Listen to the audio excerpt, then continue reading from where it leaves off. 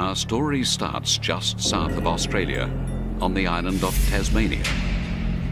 It's a land of craggy mountains, wild rivers, and mysterious forests.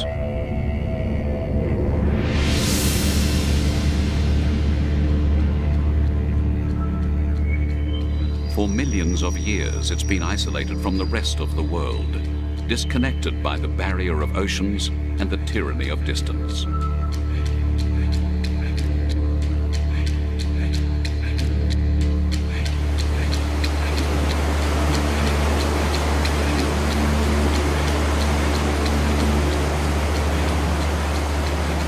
In its impenetrable wildernesses, there are still valleys which have probably never known the foot of man.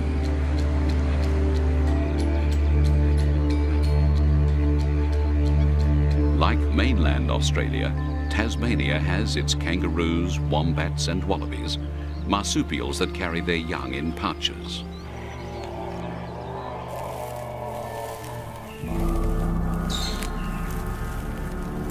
But there was one Tasmanian animal that's no longer found on the mainland.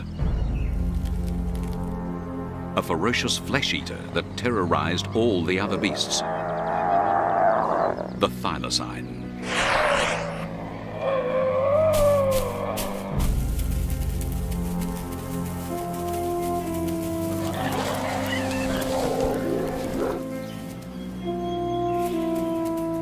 For millions of years, this wolf-like marsupial was the island's chief predator. Yet it wasn't a wolf, and though it had stripes like a tiger, it wasn't a tiger either. But the name stuck. They also called it the Tasmanian tiger.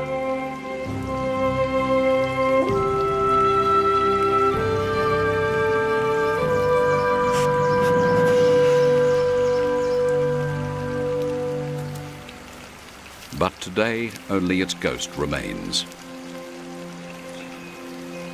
For over 60 years, there's been no confirmed sighting. Its mating call is no longer heard crying through the forests.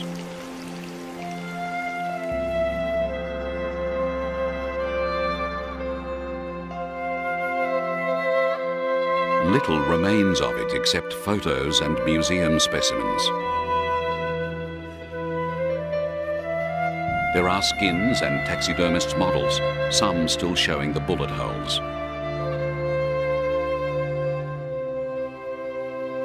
For the thylacine's extinction was quite deliberate. A state-inspired extermination fueled by irrational fear.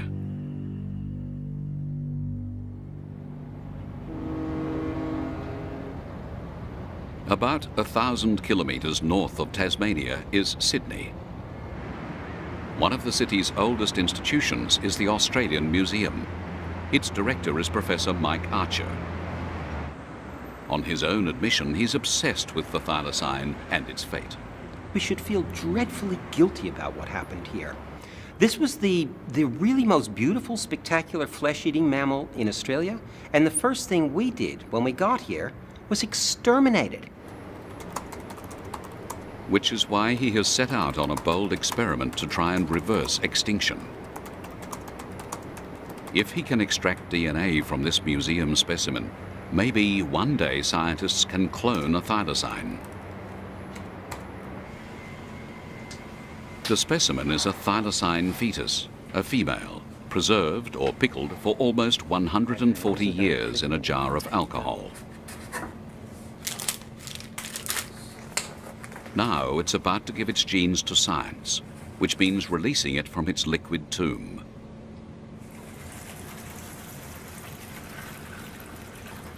Sliding that. They're out. And the secret lay in the alcohol.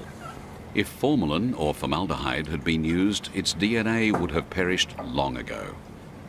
Ah, well, we have liver, actually. Oh, really? Oh, great. And there was another secret. Its intestines were removed to help preservation. Fortunately, whoever did it left most of its other organs intact. And we have heart and lungs. Heart and lungs. It's a race against time. It cannot be out of its preservative for more than 30 minutes, or the effects of the alcohol may start to wear off. Oh, well, we can take more tissues than we thought. Each time the specimen's handled, there's a risk of contamination. All that's needed is one fleck of human skin to fall in, and they could find that they are getting DNA from the wrong animal. This condition's not too bad, considering it's been in alcohol for 100 years or so. So, if they want pure thylacine DNA, its internal organs are the best option, preferably those still protected by natural membranes. So the kidneys are fortunate too, and that they sit in their own little sacs as well, so they can be hopefully less contaminated than some of the other tissues. Kidneys, liver, heart, bone marrow, all provided good samples. Hopefully they'll also yield good DNA.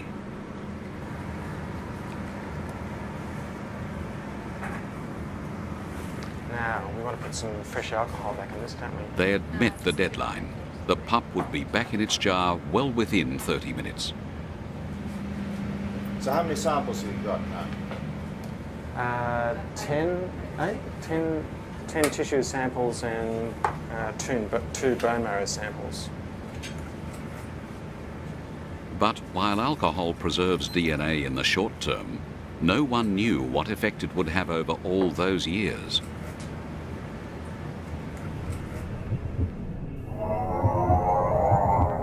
What if the DNA had disintegrated?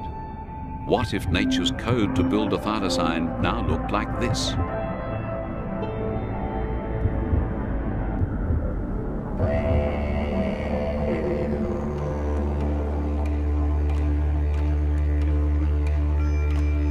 If Mike Archer's dream is ever to come true, he'll be putting back into these forests an ancient link, an animal whose evolutionary history goes back to a time when Australia was still attached to Antarctica.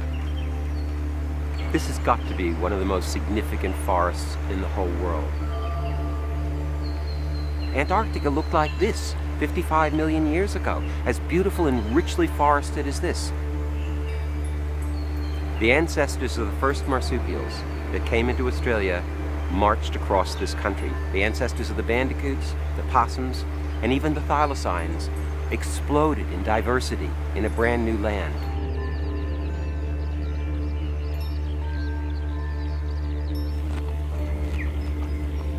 To understand where the thylacine came from, we must go back millions of years to when its ancestors ranged over the great southern supercontinent of Gondwanaland. Australia isn't the only continent to have marsupials. They're also in the Americas. Animals like the Virginia opossum, a distant marsupial cousin of the kangaroo.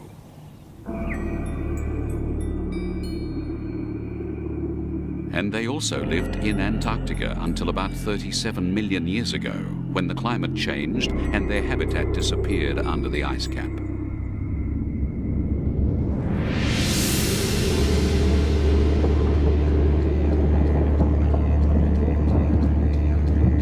Tasmania is actually a piece of Antarctica that escaped the big freeze.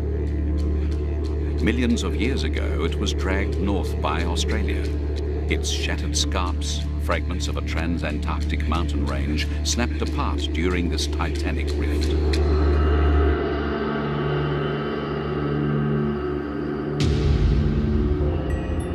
When Gondwanaland broke up, Australia and Antarctica were the last continents to separate. 90 million years ago, we find that they are still attached. But Australia had moved into more temperate latitudes by 27 million years ago. Soon it would move into the arid zone.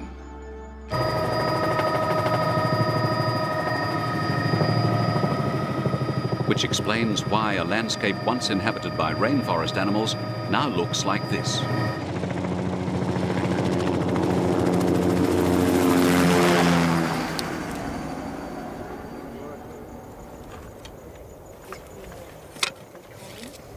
And in this limestone desert in Queensland, Northern Australia, this is where they left their bones all those millions of years ago. Firing! It'll be on 0 and you won't hear the 0. 3, 2, 1.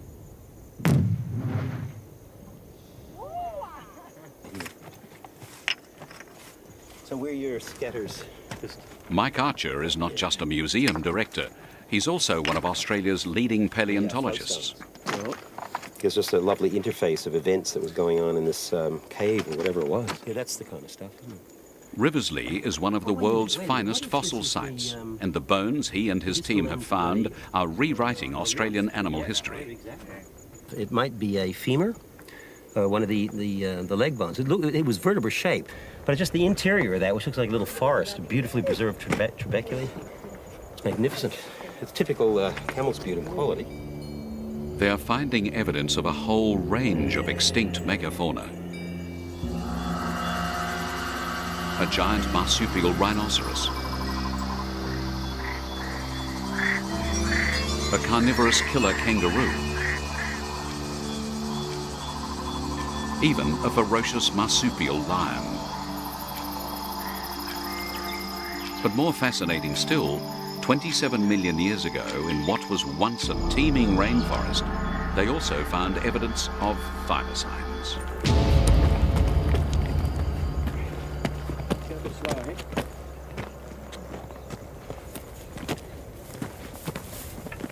This is the beginning of the thylacine story. We found a beautiful bit of a jaw with a magnificent tooth in it. You can just see that lovely thing standing proud above the bone there. It has so much to tell us. That tooth is a very primitive thylacine tooth. The deep time story of thylacines, which we find written in these rocks, is something that you simply cannot get from looking at the last 200 years of understanding about thylacines that Europeans had. What we find in these rocks is anywhere upwards of 5 to 6 different kinds of thylacines, tiny little ones, medium-sized ones, generalized, specialized ones. This was the thylacine's finest hour.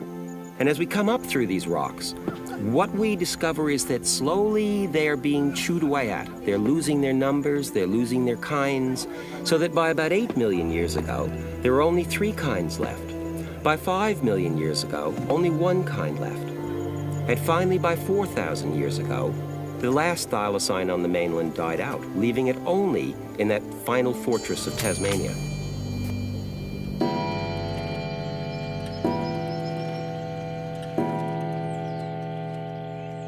But time started to run out for the thylacine in Tasmania at the start of the 19th century with the arrival of British settlers, among them Mike Archer's own ancestors. With them they brought civilization, God and empire, which meant English-style villages, churches, even grand country mansions.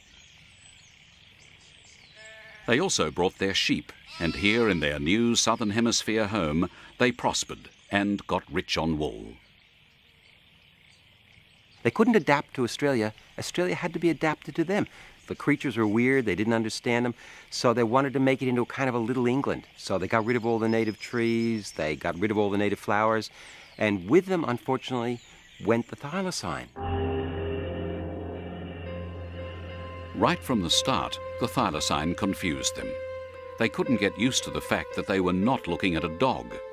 And then there were those stripes which made it look, if anything, like a big cat. You can see the confusion in their art. Some drew a noble wolf, others a cringing mongrel.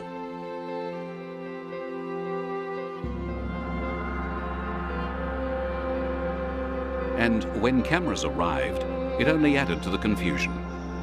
All these photos are of captive thylacines, in some cases whole families of them. Not only did they look like dogs, but they seemed to behave like them, though some obviously acquired a taste for chickens.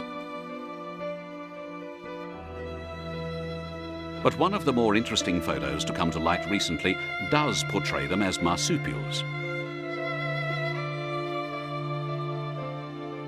Here's a family of stuffed thylacines in dog-like pose, except there's a little one sticking out of its mother's pouch.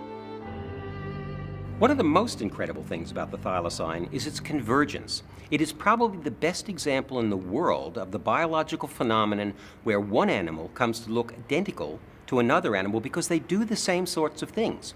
The ancestors of dogs are related to bears. They have nothing to do with anything in Australia. The ancestors of thylacines are related to kangaroos and wombats. And yet these two animals, doing the same basic kinds of things, they have come to look identical to each other. So identical, internally in their skeleton, in their skull, in their external features, that it's not uncommon for a biologist to mistake one for the other.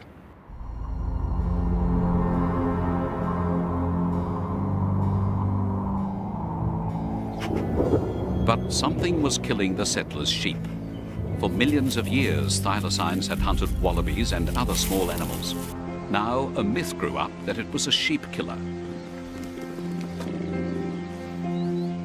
Yet, whilst feral dogs ran loose in the countryside, the thylacine got the blame. It seems that the settlers demanded a scapegoat. So, a price was put on its head. What had taken nature some 50 million years to evolve was exterminated in only 50. In many respects, the destruction of the thylacine was simply a criminal act of the worst kind. A criminal act in terms of the animal was scapegoated and destroyed in Tasmania for the mythical belief that it attacked sheep when there is very little evidence to suggest that it did so. This is the tragedy of this situation. It was not the thylacines that were eating the sheep. That was so rare it didn't even matter. What was actually happening was wild dogs were eating those sheep. This area here, while nothing remains today, was one of two areas at the zoo where the Tasmanian tigers were housed. Extinction finally arrived on the 7th of September 1936. The date was symbolic, an extinction that you could actually put a time and a place to. Here at the site of the old Hobart Zoo, they still commemorate the day when the last thylacine died. The last thylacine in the zoo, which had been here for 12 years, 7 months, died. In effect, they became extinct. So this is the last site of the thylacine, as far as we know it. There isn't even a memorial to the last thylacine. Not a stone of its enclosure remains.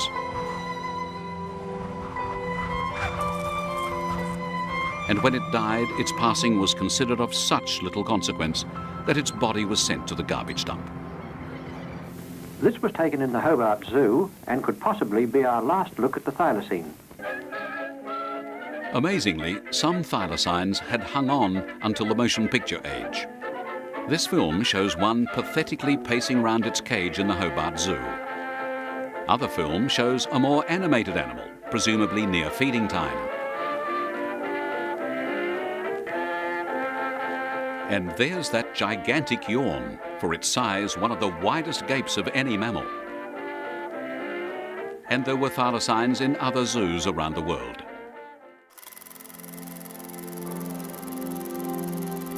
This image was recently discovered. It's of a thylacine in the London Zoo, filmed back in 1930. You're seeing it now for the first time on television. The particular tragedy here, of course, is that the species could have been saved. Scientists had the knowledge. It had bred in captivity.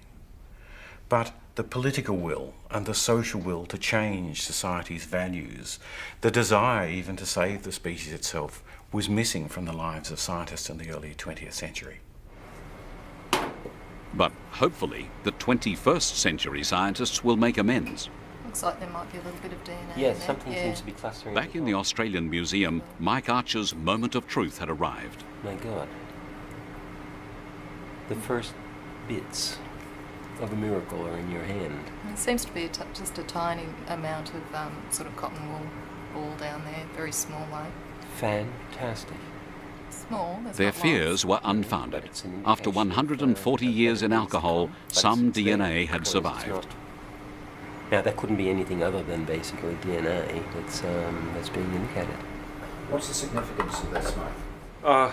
My heart is beating really fast. I mean, we have dreamed about this thing for years. I thought about it, at least 20 years ago. And I never really thought we'd get to this point. It was impossible, told by many people to us we'd never get here. The dream is starting to become a reality. We're not there yet, but step one, the fantastic step of actually getting DNA, is occurring. So I could not be a happier man than any in the whole world. We are really going here. That's great. That's fantastic.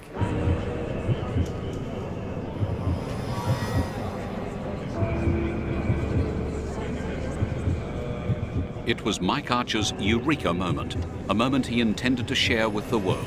Ladies and gentlemen, we are here to announce what is probably the biological equivalent of human beings taking the first step on the moon. Nobody has ever done what we have just done. It is the threshold of what will be a very exciting series of opportunities to maybe question whether extinction really is forever. But despite the extravagant claims, science was still a long way short of cloning a thylacine, as Mike Archer knew only too well. The DNA was seriously fragmented. How do we put it together as chromosomes? How do we know how many chromosomes we should have? How do we get the DNA viable? It's pickled.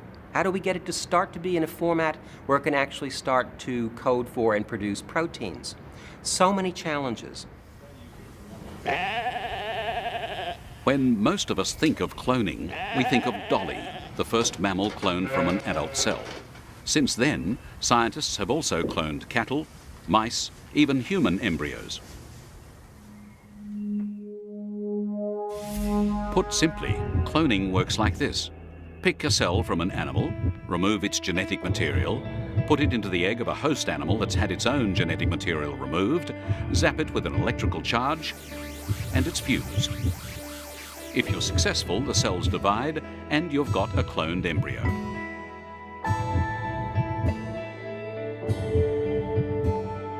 But what is nature's recipe for a mouse, or a sheep, or a pig? In most cases, scientists simply don't know, and they don't have to. All they're doing is manipulating nature's code. But reconstructing that code is a very different story.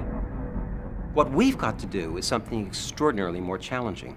We've got to take dead DNA from an extinct animal and insert that into the cell of a living animal and keep our fingers crossed that what we're going to get as the result of this process is the extinct animal back alive again.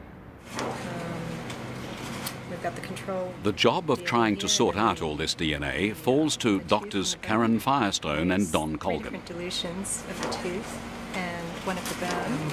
What is interesting, I guess, is that the heart doesn't seem to have much better conditioned DNA than the liver. It's hard to know really where to begin, particularly when it's so fragmented, and there's always a nagging feeling that it could be contaminated. It's ancient DNA. It's degraded. It's broken down into fairly small fragments. We're looking at 2 to 3 million different pieces that we have to put in their correct order. It's also in very low copy number, and it's a difficult material to work with. Like Jurassic Park, they must rebuild an extinct animal. This is the stuff of science fiction.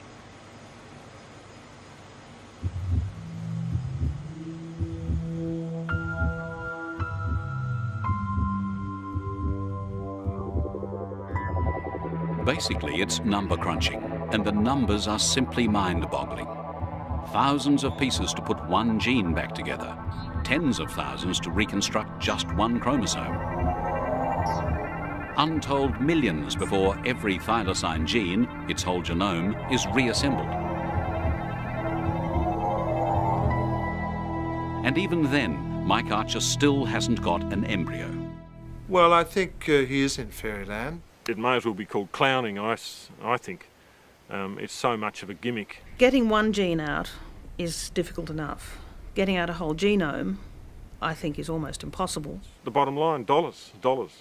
They would be worth probably tens of millions of dollars. And who on earth is going to put a $10 million thylacine that doesn't know how to hunt, got no survival skills, a compromised immune system and ageing rapidly out there?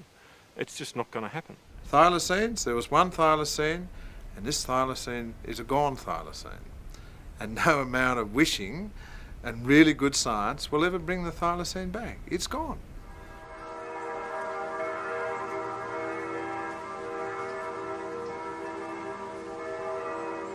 But not everyone is so negative. In a small Massachusetts country town lives one of the world's leading genetic scientists.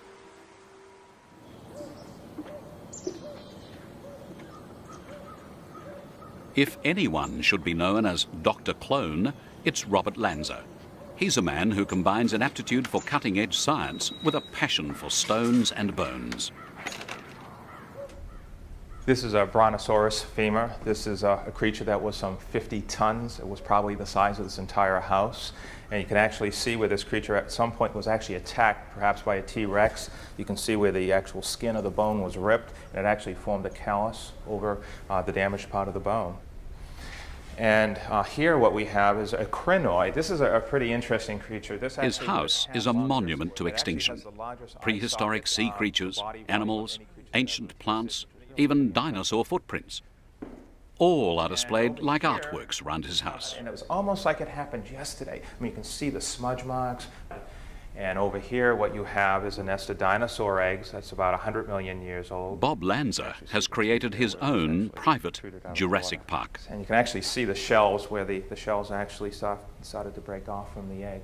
But he's also taken a cautious interest in cloning the thylacine. I think it's definitely a feasible project in the next decade or so. We have a number of the technologies already working at this point. For instance, we know with the Human Genome Project, for instance, we know that just a few years ago people thought that that was going to be many, many years in the future, and already we've already succeeded there. So that's a good example of how fast our science is evolving.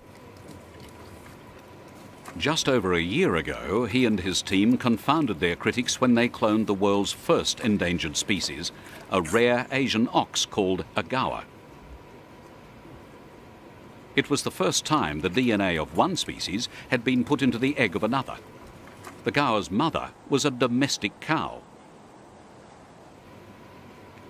Unfortunately, the gaur died after 2 days from a common infection, but the point had been made. A cross-species clone had been born.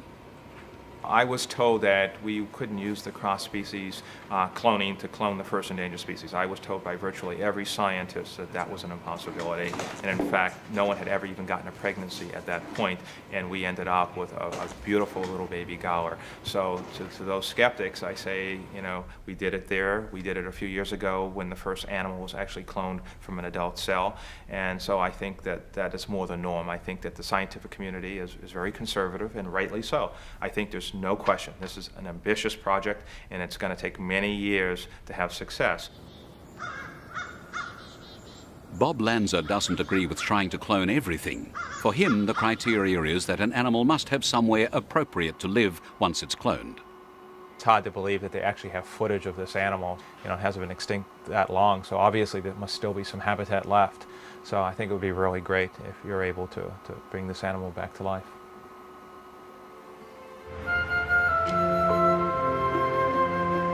So what's the feeling back in Tasmania now that someone wants to bring their top marsupial predator back to life? Well, they see things rather differently down there. Everywhere you look, there are thylacines. Thylacine toys, thylacine souvenirs, and strangest of all, thylacines on Tasmania's coat of arms, the emblem of the state that ordained its persecution and its destruction.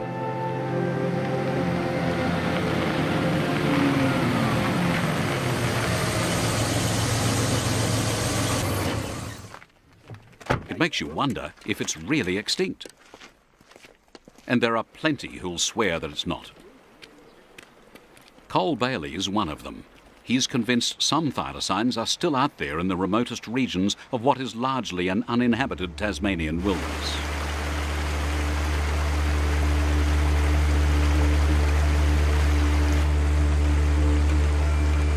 The snow is just melting on the Tasmanian highlands, feeding icy streams which flow into the forests far below. So it's into here that Cole Bailey, the true believer, and Mike Archer, the scientific skeptic, set off on a trek. For Cole, it's a chance to win another convert. But Mike has his own agenda. He wants to check out the thylacine habitat. They're heading into a remote forest which still boasts some of the world's tallest trees.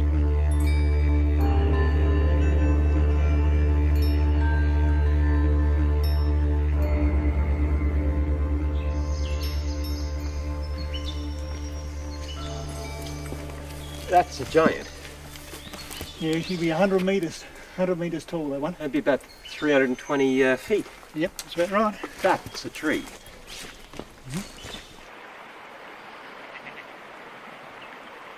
If Mike is to bring his thylacine back to life, he'll need somewhere to put it. Their destination is the place where the last thylacines were caught back in the 1920s. It's not long before they're in the depths of tiger country.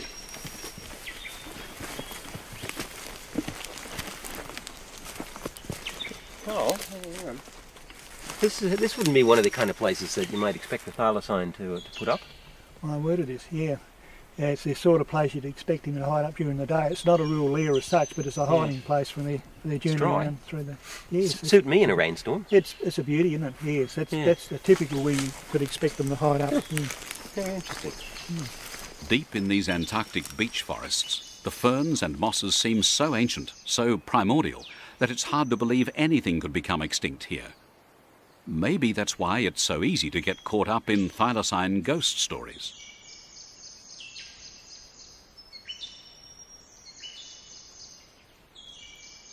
This is a man who is convinced thylacines are still out there in the bush, and although I'm an arch skeptic, having talked to him, the magic of the feelings that he has about the thylacines still surviving is irresistible.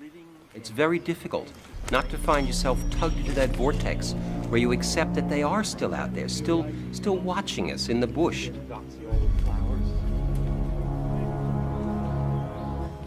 Even when thylacines were plentiful, they were seldom seen. They were usually solitary animals. Occasionally they hunted in family groups.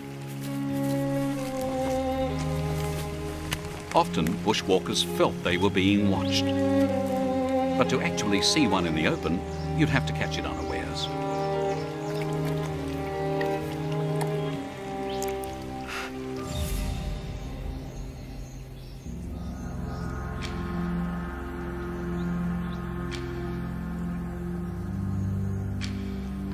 But back to reality. There are no ghosts here. Only the smell of charred timber. You don't have to walk far in Tasmania to find the destruction left by the timber cutters.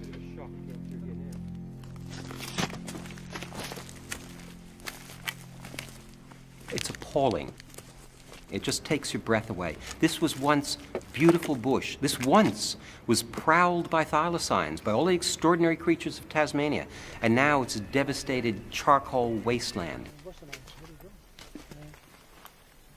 At this rate, not only will Mike Archer have to recreate a thylacine, he'll have to recreate its environment as well.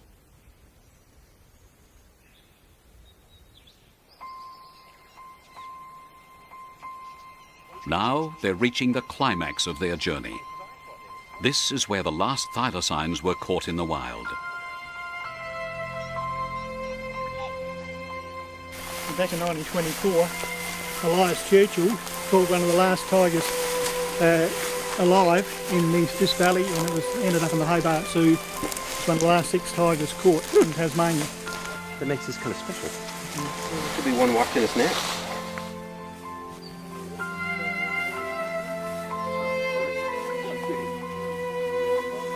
And so, yet another tiger hunt comes to an end with its inevitable conclusion. In all the time that Cole Bailey has scoured Tasmania looking for them, he's never seen one. Only his unshakable faith carries him on. Carl, I gotta ask you this, mate. I know that there's all this evidence, but do you really, in your heart of hearts, you really think they still exist? I'm 100% sure they do exist. No doubt in my mind at all. And I'm amazed that no one as Penguin has come up with one. Mm-hmm. But it'll happen. I guarantee it'll happen. Okay, but if you find one, would you consider giving it to us so we could use that to clone the thing back? What do you need to clone one for when they're still here? And in Tasmania, there are many who would agree with him. Nearly everyone knows someone who claims to have seen a thylacine. Yeah, I do, yeah. I think there's an odd one around. Oh, they're certainly still out there, there's no doubt at all.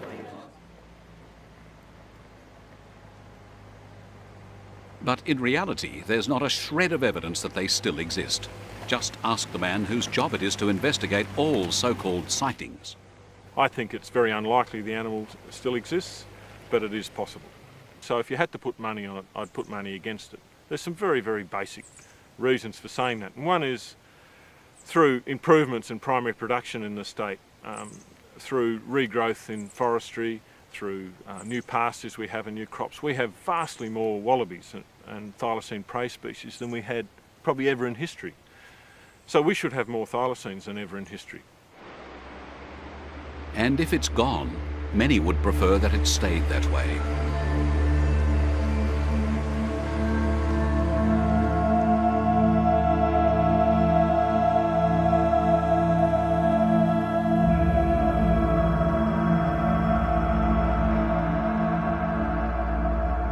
By trying to roll back the tide of extinction, Mike Archer could find himself stepping into a moral minefield with accusations that he's meddling with the mysteries of creation.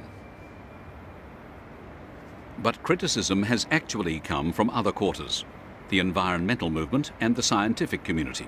So now accusations that he's playing God are the least of his concern. I see cloning as a very soft option. It gives people an easy way out. It's like saying extinction isn't forever. We can fix it up later when things are a little bit better. And if that attitude permeates, then we're going to have nobody worrying too much about extinctions. I have a very strong view that there should be no more money wasted on trying to clone the thylacine. I think if there's some particular molecular reason for doing it, please tell us, because it's not apparent to any of us. I think you should forget about that and get on with doing something more useful. Now, there are those people who have said to us, this is an impossible dream, you're nuts, go do something useful, make hamburgers for a living or whatever, but stop this waste of time, this waste of money. I can't help thinking about somebody like Lord Kelvin, who in 1895 made the comment, in 1895, that heavier than air machines were never ever going to fly. The trouble is, clone has become a dirty word, one that's now linked with the issue of human cloning.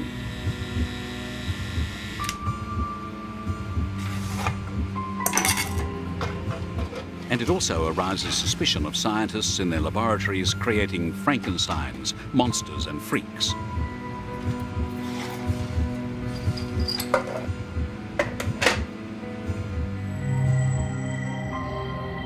Well, meet a freak, the result of an extraordinary experiment that took place in the Arab Emirate of Dubai. So this is my boy, this is Rama the Karma. He's a cross between a camel and a guanaco.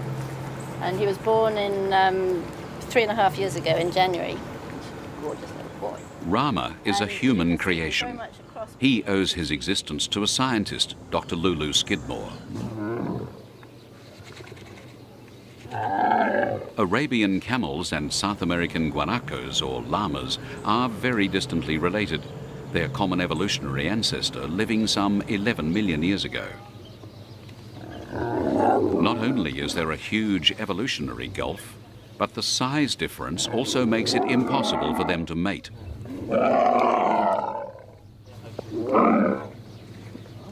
So egg and semen had to be brought together by artificial insemination to create this hybrid. But there were other problems. A camel is in fact 13 months gestation, and a guanaco should be about 11. So we assumed he'd be born around 12 months of gestation, but in actual fact he was born after 10.5, which was quite a surprise to us and a surprise to his mum too.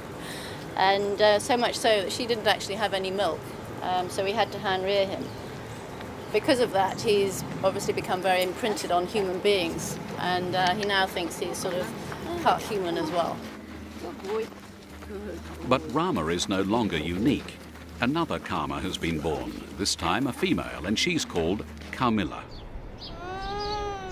It's unlikely that Rama and she can interbreed, but then it was unlikely that they could exist in the first place.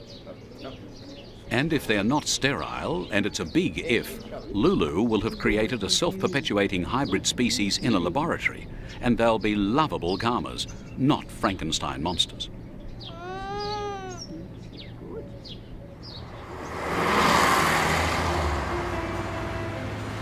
And it's a laboratory animal that Mike Archer and his team will have to create if the Tasmanian tiger is to live again.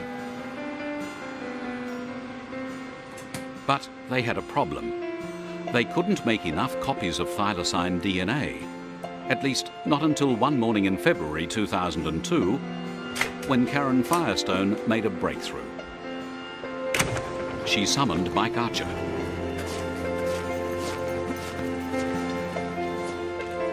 Not only had she managed to replicate some thylacine DNA, she'd managed to make millions of copies, pure copies of DNA fragments, undamaged and unmistakably thylacine. For Mike Archer and his team, it would be their second eureka moment. Aaron, what do you got? Some thylacine sequence. So this is the results of the PCR breakthrough. Yep. Yeah. Really nice sequence. Yes, all the bases showing up nicely. All the For the first time, thylacine DNA had shown it could potentially work in a living cell. Best match down here is the thylacine. Yeah, as we would expect. So another major stumbling block falls over. Another thing we were never supposed to be able to do happens. Brilliant. Well done. Well done.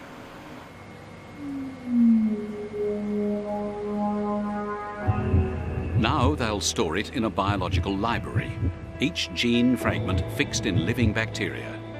At a microscopic level at least, pieces of thylacine will soon move back into the land of the living.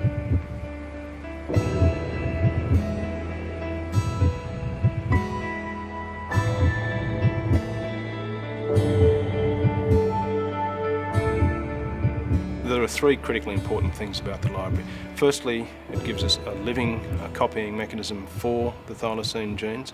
Secondly, it enables us to make as much of each of the thylacine genes as we want to.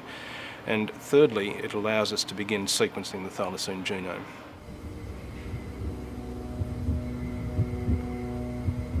And just assuming they can do all this, the process of bringing our thylacine back from extinction might begin like this.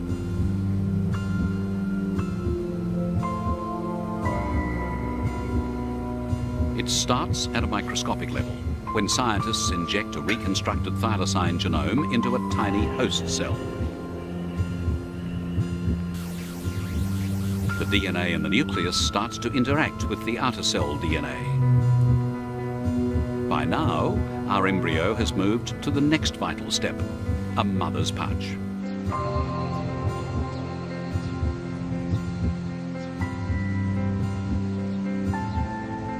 It needs a surrogate mother, one selected from a related species. This is one of them, a tiger quoll, a carnivorous marsupial, which is itself endangered.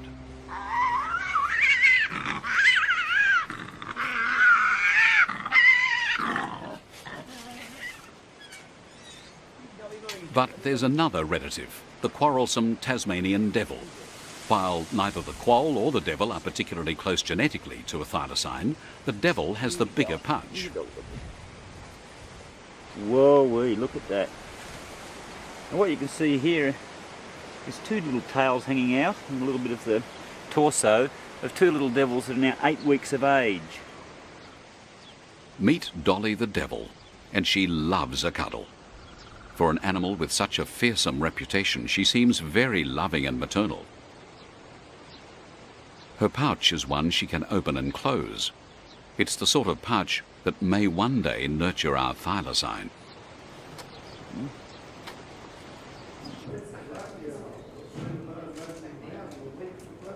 As our young thylacine grows, it will need a mother's milk. They get fed every 4 hours. No one knows what a thylacine's milk was like, but there's always the bottle. And then little guzzlers. What works for these devil cubs may work for a motherless thylacine.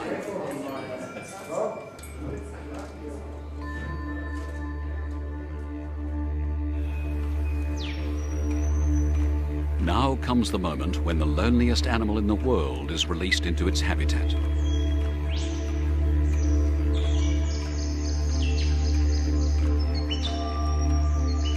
It's a laboratory orphan, with no mother or father, no sister or brother, no one to help it adjust to a bewildering world. Indeed, there'll be no one to even teach it how to be a thylacine, except the ghosts of its slaughtered ancestors. In the end, I've got to do this. The obsession in me about thylacines is going to drive this project forward, and the people that are with me have the same shared obsession. I don't know if this is a waste of time, as some people say it is. I have no idea whether we're going to accomplish what we want to accomplish, but I know we're going to try. And I have this vision of a thylacine, a beautiful animal, not just a single thylacine, but a whole population of thylacines, living, breathing, eating, breeding, back in Tasmania where they belong before we, unfairly, in an ungodlike manner, exterminated them.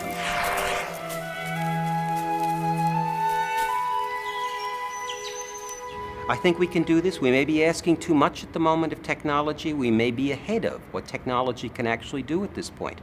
But if the vision stays out in front of the game and leads, I think we've got that chance. We've got that chance of having our dream actually come true.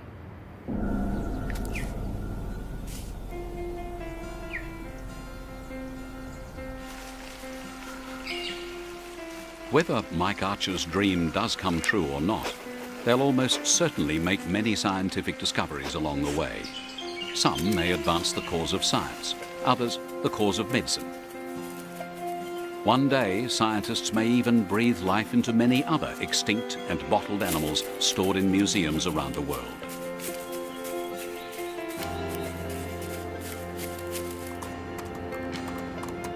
But if the Tasmanian tiger or thylacine does live again, it'll be due to the vision and drive of one man, a man who wants to reverse what he sees as a great crime of the 20th century. And if the advances in science keep pace with Mike Archer's vision, he and his team may well bring about the end of extinction.